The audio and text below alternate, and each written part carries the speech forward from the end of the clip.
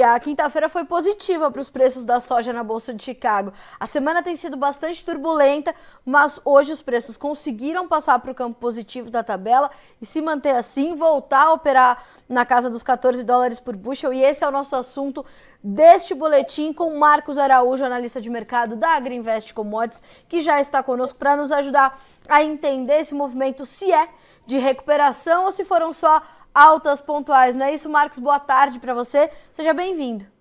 Obrigado. Boa tarde, Carlos. Boa tarde a todos que nos ouvem e veem. É verdade.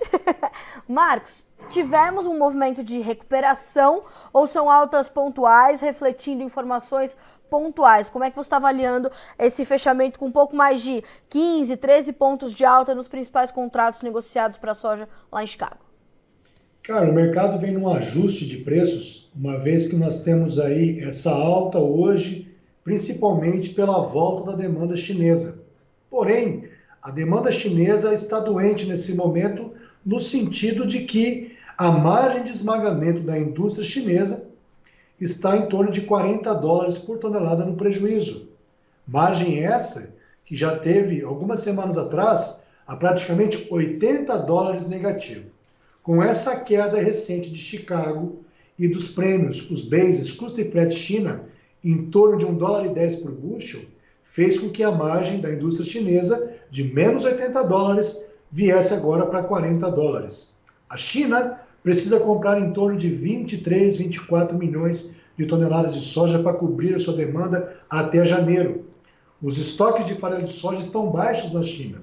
A boa notícia para dar uma sustentação na alta do preço, olhando Chicago, vem do lado principalmente da suinocultura, que é o grande segmento consumidor da nossa soja na China, uma vez que a soja brasileira, americana, ao ser processada, vira farelo e óleo para atender toda essa cadeia da produção de suíno, já que a suinocultura chinesa representa cerca de 50% da produção mundial. Portanto, essa margem positiva do suinocultor na China, em torno de $100 por animal gordo abatido, que é bem positiva. Aqui no Brasil, o suinocultor está ainda no prejuízo em torno de R$70 por animal gordo, cara. Já teve, recentemente aqui no Brasil, o pessoal estava perdendo R$300 por suíno vivo abatido. Só que na China também, esse suinocultor sangrou barbaridade esse ano de 2022. Portanto, esse lucro atual agora do suinocultor está longe ainda de repor o prejuízo do passado próximo, recente, tá? Ou seja, a gente tem um movimento de melhora, de retomada, principalmente da suinocultura, que se reflete num início de melhora para as margens também de processamento da soja. Mas é um processo, pelo que eu estou entendendo, né, Marcos? Para que esse processo continue, a gente vai ter que ver preços que ainda sejam atrativos para os chineses. Mas essa volta da demanda, Marcos, não pode puxar o preço e trazer esse movimento de volta para trás? Como é que a gente vai entender esse movimento a partir de agora? Vai ser uma queda de braço grande para nós observarmos isso tudo aí, de que forma esse preço na China vai ser compensado. Por exemplo, você está tendo uma queda dos fretes marítimos, com o recuo do petróleo, com a menor demanda, menor crescimento chinês, menor importação do minério de ferro, carvão. Então isso tudo tem diminuído o frete marítimo, compensando uma maior queda dos prêmios dos bens de custo e frete China, o que é bom para nós, né? Só que quando você olha a curva de preço dos subprodutos farelo e óleo de soja na bolsa de Dalian, nós temos uma curva de preço invertida desses produtos. Portanto, ainda nós não estamos convencidos de que Chicago tem uma força suficiente de ter uma alta consistente, porque nós estamos em plena boca de safra no hemisfério norte, nós temos os produtores pouco vendidos e a previsão da melhora climática nos Estados Unidos para as próximas 2 semanas, que faz com que a soja tenha um potencial de produtividade recorde nos Estados Unidos, com uma produção ao redor de 125 milhões de toneladas. Isso tudo aí, Carla, são dentro do balanço de forças, junto com baixo ritmo de venda do sojicultor brasileiro e o argentino.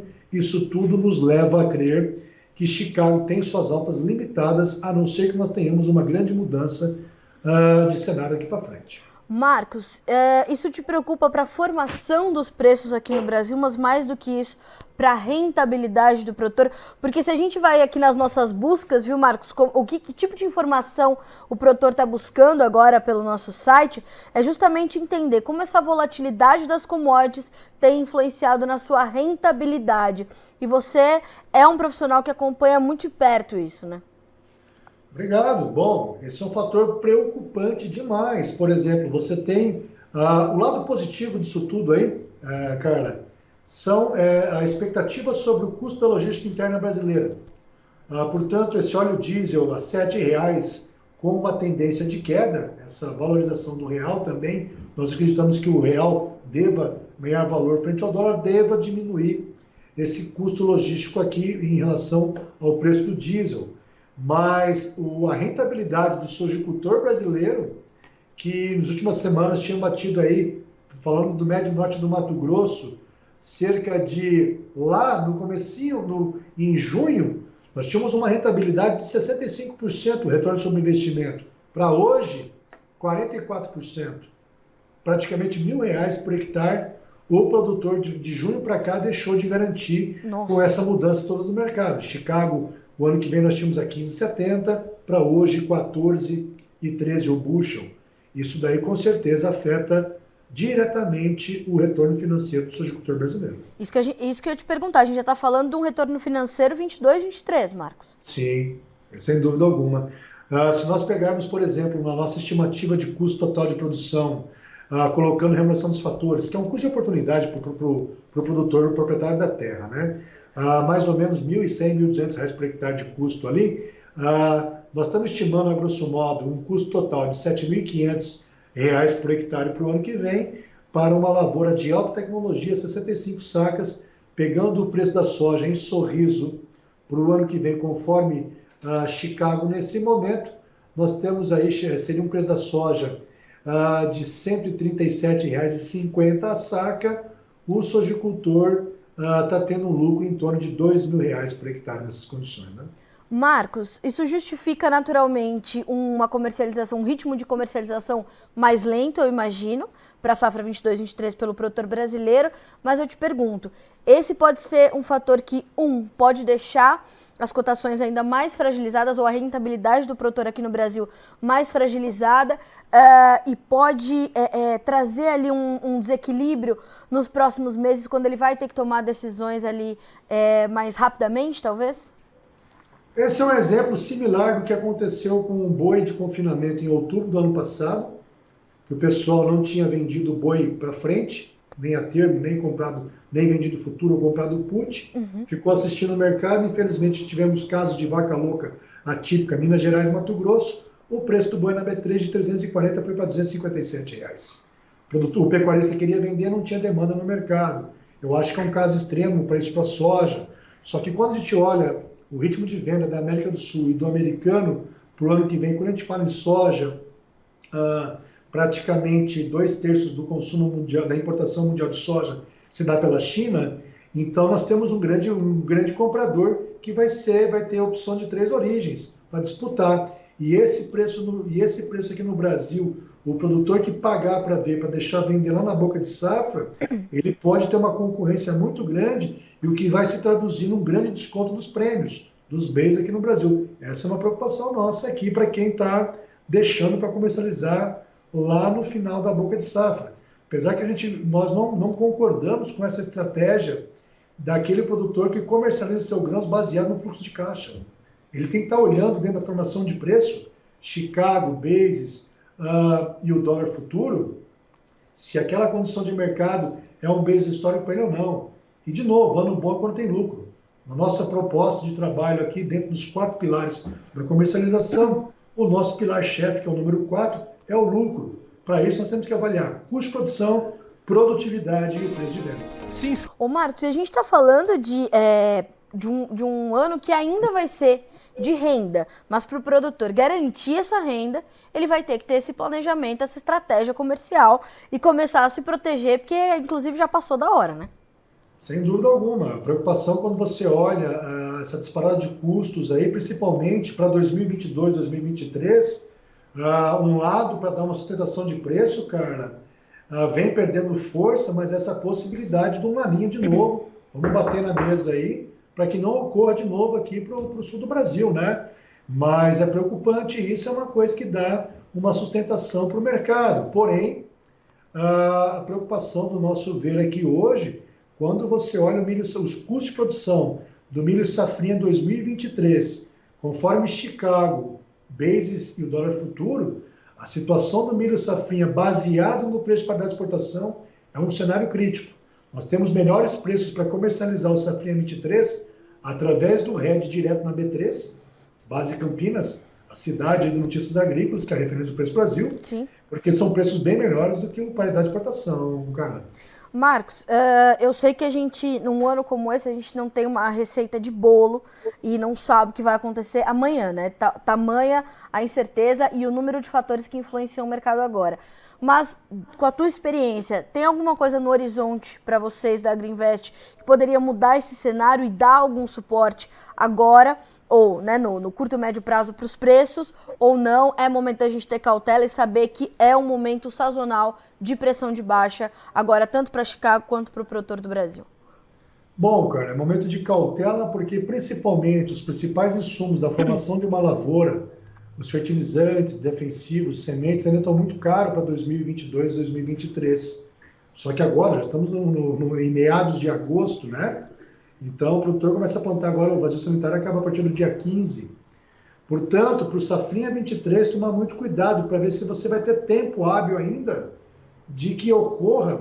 Já estamos vendo uma correção no preço dos fertilizantes, uma queda do potássio, uma queda do fósforo. Os nitrogenados têm caído bastante, mas você já tem o gás natural em recordes históricos. Está inviável hoje produzir adubos nitrogenados na Europa em função do alto custo do gás natural, porém, todo o Oriente Médio é muito viável a produção de nitrogenado. Nós acreditamos que deva ocorrer um ajuste nessas contas sobre o custo de produção, a fim de que beneficie o produtor para que ele consiga plantar e aí nós tenhamos segurança a nível alimentar. Essa é uma função do mercado, garantir, quando o preço estiver muito baixo, né, é a velha máxima, preço alto cura preço alto e preço baixo cura preço baixo. Então a gente acredita que deva ocorrer sim um ajuste no custo de produção em favor dos produtores. Marcos, olha só, na sequência dessa entrevista, eu vou agendar com você, a gente vai alinhar um dia só pra gente falar sobre retorno financeiro e vamos puxar o milho safrinha também, porque aí a gente consegue ter essa participação dos produtores, eles tirarem as suas dúvidas, e eu gostaria muito que você apresentasse mais uma vez o ProMarket para eles, que eu acho que é uma das ferramentas mais disruptivas, inclusive, do mercado nesse momento, quando ele consegue enxergar a rentabilidade dele mudando junto com a movimentação de Chicago, do câmbio, do Basis. Acho que é isso que o produtor precisa ter, esse entendimento de como é que os fatores se amarram para a gente chegar nessa questão da rentabilidade. Acho que assim a gente consegue fazer um exercício bem interessante, né? Será um prazer, vamos combinar sim, a partir da semana que vem aí, amanhã estou em viagem aqui participando da AgroLeite em Castro, mas semana que vem toda estou em Curitiba, vai ser um prazer nós fazermos esse bate-papo e apresentar essa ferramenta que com certeza contribui para o gestor, para a gestora do agronegócio em tempo real, conforme as condições do mercado e a sua previsão orçamentária, ele vai ter uma transparência e clareza na formação de preço e do seu retorno financeiro. Carmen, obrigado. Com certeza. Imagina, e que momento importante para você ir conferir as informações do mercado do leite, né, Marcos? A gente está num momento importantíssimo desse mercado e para você juntar as suas análises do mercado de grãos mais o mercado de pecuária nesse momento é completamente pertinente também, né? Bacana, vai ser uma discussão muito rica amanhã ali em Castro, na AgroLeite, e um grande prazer ver os amigos lá de Castro e região. Com certeza. Marcos, obrigada mais uma vez, meu amigo, por estar conosco. E vamos nos falar, semana que vem você está de volta e a gente vai trazer mais informação boa para o produtor. Valeu, gente. Um abraço. Até a próxima. Mais, um abraço. Marcos Araújo, senhoras e senhores, o rei dos números, né? Que eu falo para vocês aqui, o Marcos tem uma capacidade de cálculo sensacional e mostra que, de junho até agora, o produtor brasileiro já deixou de ganhar cerca de R$1.000 por hectare se a gente contabilizar todas as variáveis que formam o preço aqui para o Brasil. É ano de rentabilidade da safra 22-23? É, mas para o produtor que está comercialmente planejado, estratégia detalhada e menos exposição ao risco. Precisa garantir a tua rentabilidade. Como? Tem que fazer seu exercício. E volto a dizer, não tem receita de bolo num ano como esse, onde os custos de produção são diferentes em cada região do país e, mais do que isso, onde os custos serão diferentes para todos esses produtores. Então é preciso observar e monitorar o mercado, até porque é um momento de pressão agora sobre as cotações e isso vai impactar diretamente. Não se esqueça que é ano eleitoral, ano de volatilidade completamente agressiva do câmbio e tudo isso vai pesar no teu bolso, né? Prática e efetivamente falando. Vamos ver como ficaram as cotações nessa quinta-feira na Bolsa de Chicago. Números na tela da soja, para a gente começar. Novembro, 14 dólares e 5, 15 pontos mais 25 de alta. Janeiro, 14 dólares e 11, sobe 15 pontos. O março, 14 dólares e 13, 13 pontos mais 25. Maio, 14 dólares e 14 cents por bushel, 12 pontos e meio de ganho.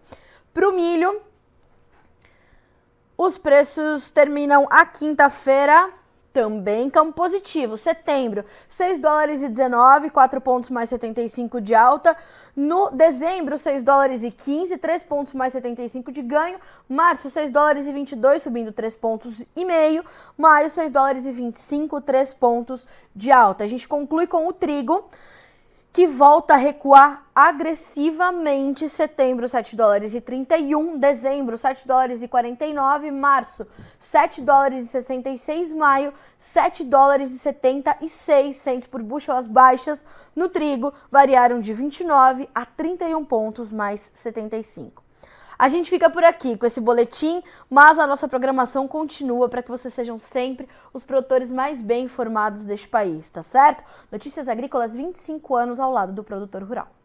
Participe das nossas mídias sociais, no Facebook, Notícias Agrícolas, no Instagram, @Notícias Agrícolas e em nosso Twitter, @Noteagri. E para assistir todos os vídeos, se inscreva no YouTube, na Twitch, no Notícias Agrícolas Oficial.